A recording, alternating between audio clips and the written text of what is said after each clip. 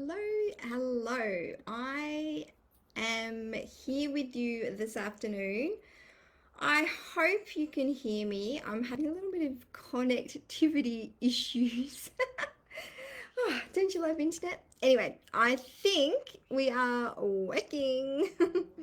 It's great to be with you on another Facebook Live, and this time I am talking about Borneo, and in particular the FAQs that I receive about this destination. And I've had a lot of questions over the last couple of years about Borneo, why it's a great place to visit. Should I visit Borneo? What is there to do there? What is there apart from wildlife and nature? So many questions, about the climate, about what to expect, what to pack. So I'm going to dive straight in and talk about some of the FAQs as I'm going along. I would love it if you could drop a comment, say hi, say where you're tuning in from, say if you've been to Borneo, maybe you're considering visiting. And please, if you're watching, even if you just pop in, give me a little like so I know that you've been here, so I can say thank you, because I know our time is precious and I'm always so grateful for people who give up their time to be here with me. So it's lovely. Thank you. Oh, Linda's here. Thank you, Linda. How are you? It's great to see you. Well, great to see you. Okay, so Borneo. Now, one of the first questions that I get is, where is it and which part of Borneo am I talking about? So, Borneo is quite a large island. I think off the top of my head, it's the fifth largest island in the world. I might be wrong, but it's big. And there's actually three separate countries on the island of Borneo. So there's Indonesia, there's Brunei, and there's Malaysia, all on the island of Borneo. So the part of Borneo that we visit is in Malaysia, and it is in the state of Sabah, so on the very northern tip of Borneo. So after you've watched this, if you get out Google Maps and you have a look, it'll make a lot more sense. Um, it's part of Malaysia, so access is really easy for us here in Australia because it is direct flight from most major cities in Australia to Kuala Lumpur, and then a connecting flight to Sabah in Borneo. And so the trip that I'm talking about today starts in Sandakan and finishes in Kota Kinabalu. So I will talk about air access a bit later, but that's just to give you a little bit of geography and a bit of a sense about where it is that I'm talking about. So why visit Borneo? So you've heard of Borneo probably because of the unique wildlife that exists there, and with very good reason. Orangutans are sensational, and if you are lucky enough to see one in the wild, it's something you would never forget. So, unrivaled wildlife encounters is probably the number one reason to visit Borneo. It's not just orangutans either. There are so many species which are only found on the island of Borneo, which makes it such a draw card for people to visit. There are beautiful rainforests and rivers and gorgeous beaches and islands, as well as local Malay culture, indigenous culture, um, and Malay cuisine. There are so many reasons to visit Borneo. It's certainly an adventurous destination, but when you're there, you never feel like you're, out of your comfort zone entirely at all. You're so supported. You're staying in beautiful, comfortable, very, very comfortable accommodation, great transport. So much English is spoken there as well. So you feel very kind of at ease, even though you're in this amazing wildlife, pristine kind of environment. So that's a couple of reasons of why to visit Borneo. I was lucky enough to see an orangutan in the wild on my recent trip there in June, and it really is pretty amazing. Also, the proboscis monkeys, which you might know are these ones that have those huge, big, long noses. Saw lots of those in the wild as well. Macaques as well, so many.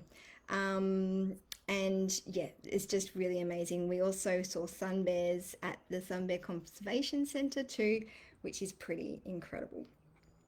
Um, what about the weather in Borneo? So it's Southeast Asia, so it's hot, it's humid, um, and there is a dry and a wet season, but it's not as distinct as other places in Southeast Asia.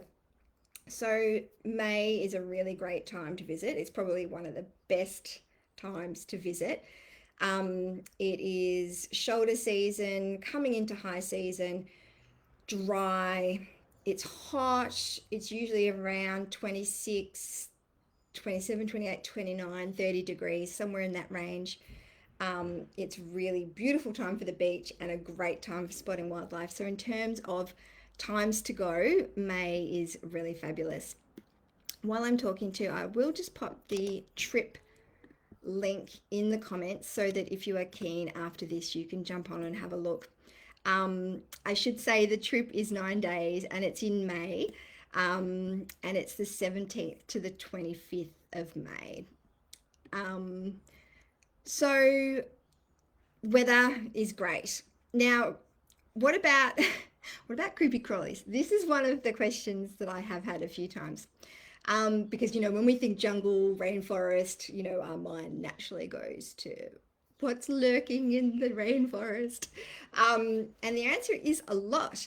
But I was very pleasantly surprised when I was there on my last visit that the mozzies were not a big deal. I mean, I wore insect repellent for sure. At night, I usually had long sleeves on. Um, but, I was really happily not bothered by mozzies at all. And not by leeches either. No one in our group saw a single leech while we were there. So that is very pleasing to hear. if you're not a leech lover, and I don't know anyone who is a leech lover. So in terms of creeper crawlies, yeah, really, I was really pleasantly surprised. Obviously, you need to take precautions for mozzies, just like you would when you're traveling in Australia as well. So things like the repellent, wearing long sleeves, particularly in the morning and the evening. But fingers crossed that you have an experience like I did where it was relatively, pretty easy on the insect front. I mean, definitely at night, I felt when I was out, felt things kind of flying around and stuff, but they weren't bitey things. And if we felt like we were getting bitten, there's always someone who's prepared and got their insect repellent with them. So we just give a quick spray or a quick roll and good to go. Um, so the type of wildlife that you could expect to see in Borneo, this is something that comes up a lot too, because, for wildlife spotters, there's the endemic 5 species that are found in Borneo, the orangutan, the pygmy elephant, proboscis monkey, the saltwater crocodile, and the hornbill, all of which are sensational. And we saw all 4 except for the pygmy elephant. We didn't get to see any of those on our last trip. But if you are lucky enough to see an orangutan in the wild, there are only around 100,000 left. So it's on the critically endangered list. So seeing one is a pretty big privilege. Luckily, on this trip, you will have the chance to go to the Sepalok Orangutan Conservation Sanctuary. And that was amazing. I could have stayed there for ages, and just soaking it all in, watching the kids, the young orangutans, the juveniles, playing and swinging and chomping, and it was really amazing. Plus, there's a nursery there too, so you actually can watch the real babies up close, and that's pretty special. Um, I've talked about the proboscis monkeys, and yeah, that's a pretty amazing sight. But there's also lots of other things like lemurs and tarsiers and Even clouded leopards, which are very hard to spot, and sun bears, like I've mentioned. The other amazing wildlife experience is seeing turtles. So, on the second night of the itinerary, you'll travel to an island off the coast, which is a turtle conservation sanctuary. And this is where turtle hatchlings are, you know, kept until they're ready to be released into the ocean, just to give them the best chance possible of surviving, because turtles, as we know, have a pretty low survival rate. And while we're there, we got to watch and witness the release of 11 little baby turtle hatchlings, and that was pretty incredible. Um, so another amazing wildlife experience. Away from the wildlife for a minute, another question I get is, do I need a visa to go to Borneo? And the answer is no. If you're on an Australian passport, Australians don't need a visa to visit Malaysia. But they have introduced an e-arrivals immigration card, which you do need to fill in before you arrive. And don't worry, if you are booked in on the trip, you'll get some reminders in the lead up to your departure, so you know when to fill that out. But it's really straightforward, and that is a free immigration arrivals card. How to get there? I have to say, this is my most commonly asked question. And I mentioned before that it is pretty straightforward from Australia. Luckily, we have flights into Kuala Lumpur, into Malaysia from most Australian cities, including Melbourne and Sydney and Perth. And Brisbane has just got their direct KL flight back as well, which is great.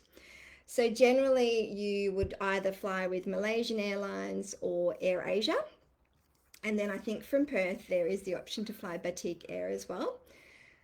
Then in Kuala Lumpur, you would transfer to a domestic flight to Sandakan, and that will either be on Malaysian Airlines or AirAsia as well.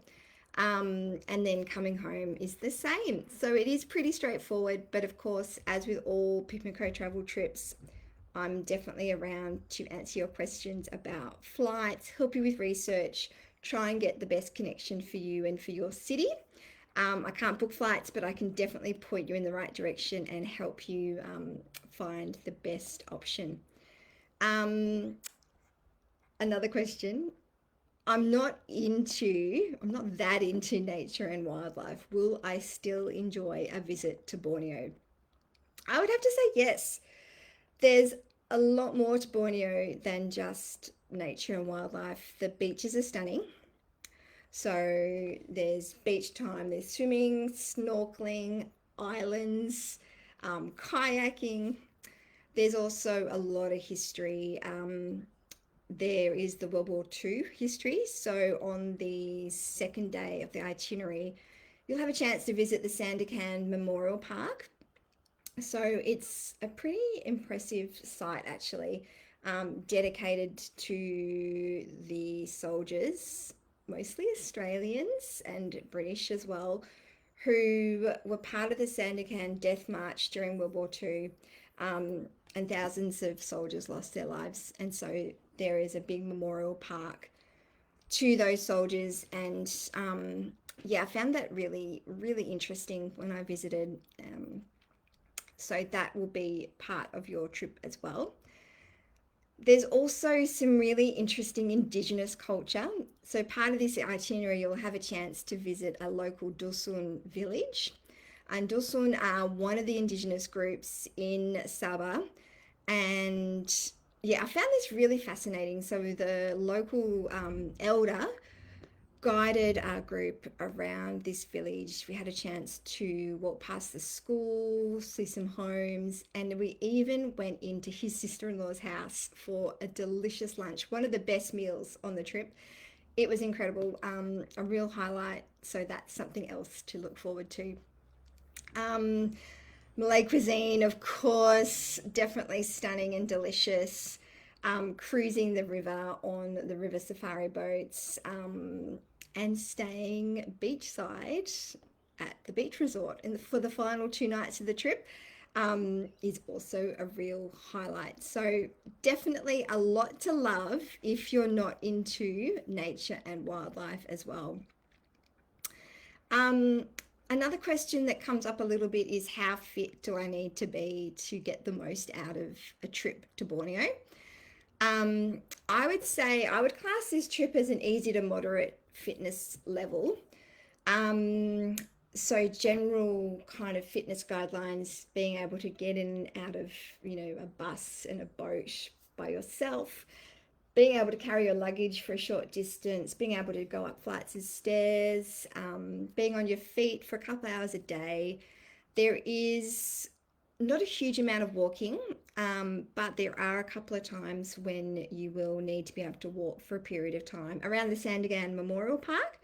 So that's around, 30, 60 minutes on your feet. Through the Dusun village, again, that's around about an hour to two on your feet walking around. And again, walking around the island where the turtle sanctuary is, that's another, 1 to 2 hours with lots of breaks, lots of sitting down. But that's just to give you a sense of the types of activity levels that will be happening through the trip. But of course, I'm always happy to help and answer any questions you might have about fitness or your particular health concerns. Definitely give me a message, give me a call, and we can talk through that. Another question, who will be traveling with me? So Pip and Co travel groups are always capped at a maximum of 12 women. Generally, the trips are, they average, say, between 6, 7, and 8 women.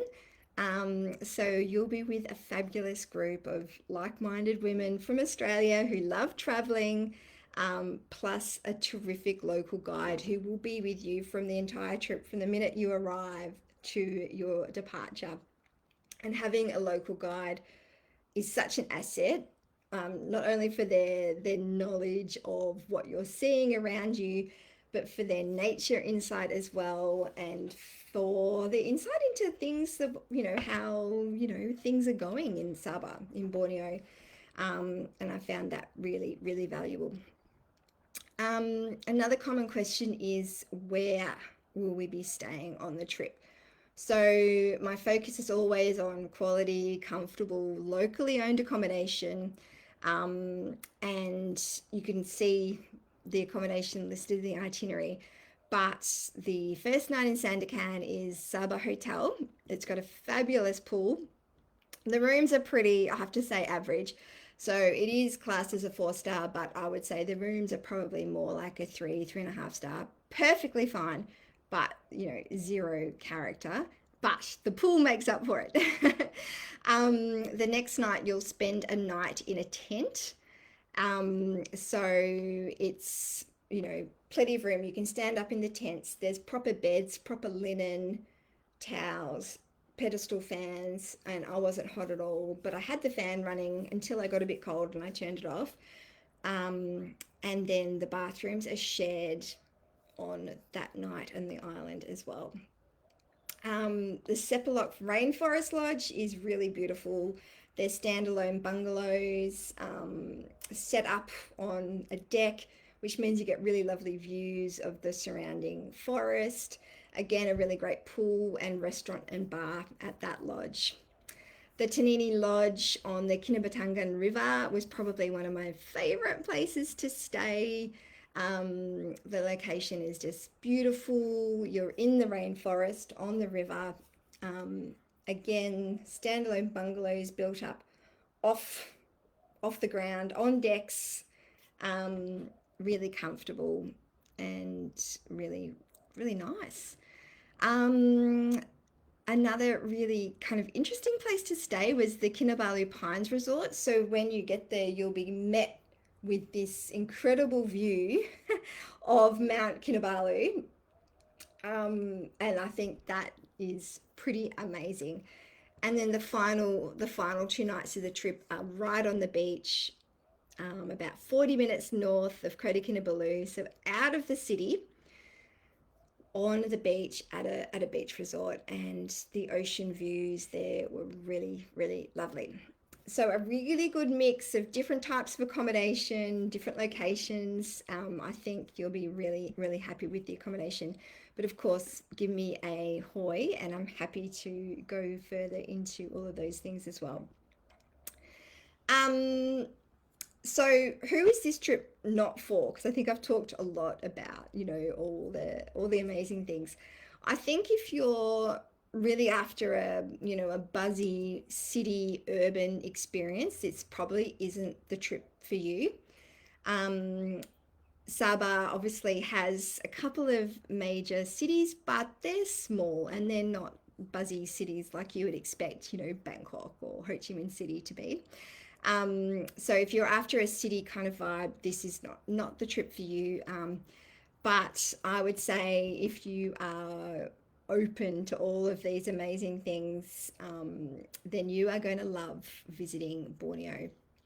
And definitely get in touch if you have any questions. And while you're on here watching, if you've got any questions, please pop them in the comments.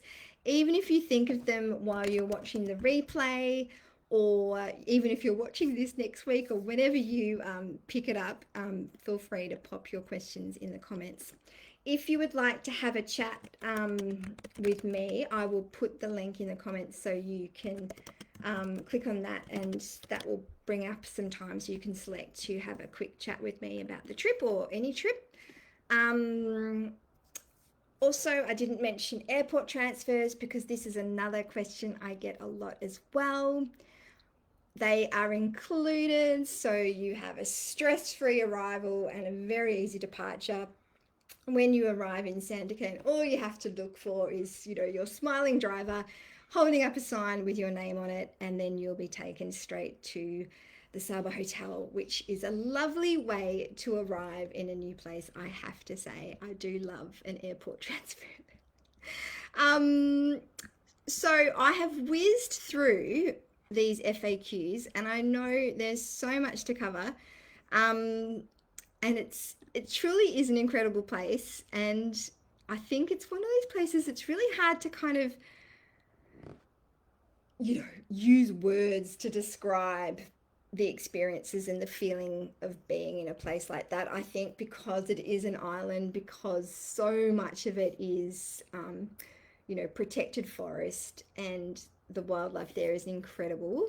I think that is just a huge plus.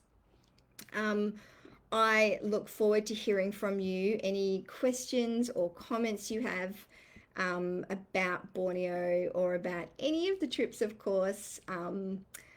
I have put the trip link here. I've put the booking link if you would like to take a look and make a call with me. I'm always happy to chat. So thank you so much for tuning in to this session all about Borneo travel FAQs. I really appreciate seeing you. Thank you so much. I'll see you again next time. Bye.